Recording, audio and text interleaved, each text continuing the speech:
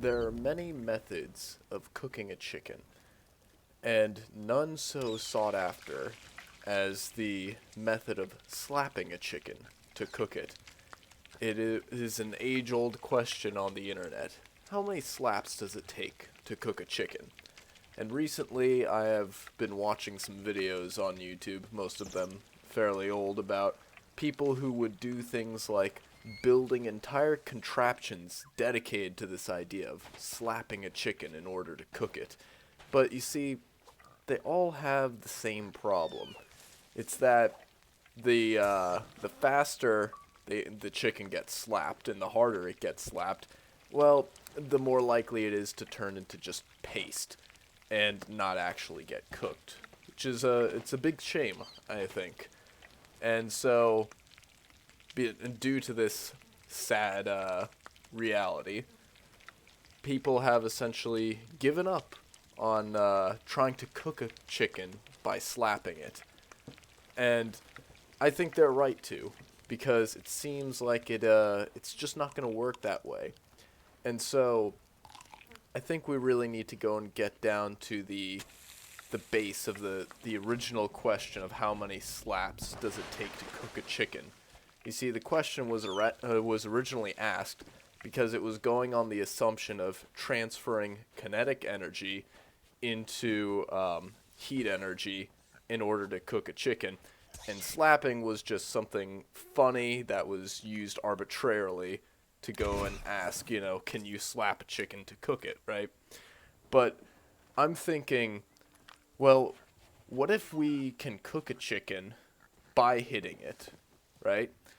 But instead of slapping, what if we did hit it in another way? Something that wouldn't totally obliterate a chicken. And you see, I think I've come up with the answer. I think the answer is, what if people tried to vibrate a chicken to cook it?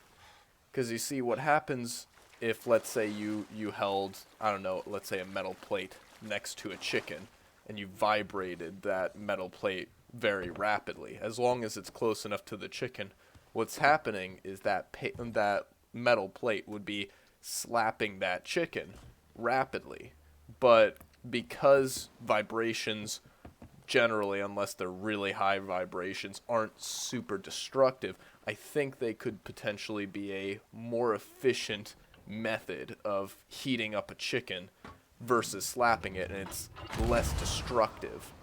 So I believe the next evolutionary step in the question of how many slaps does it take to cook a chicken is to go and ask, how fast would you have to vibrate a chicken to cook it?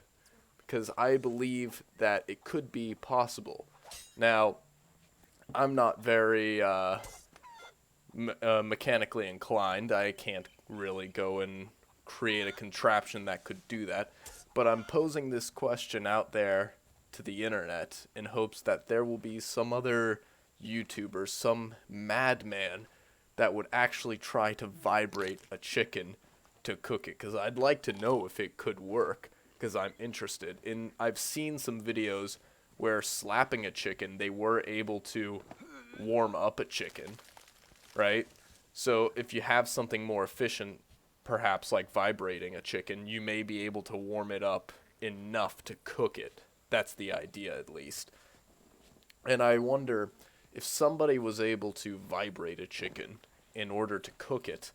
I'm very curious as to what kind of texture would that chicken be, because it's essentially being tenderized while cooked simultaneously. So, assuming it doesn't turn into paste, I wonder, would it be like a really nice, tender, juicy chicken? Could this be the cooking of the future, vibrating meat in order to cook it?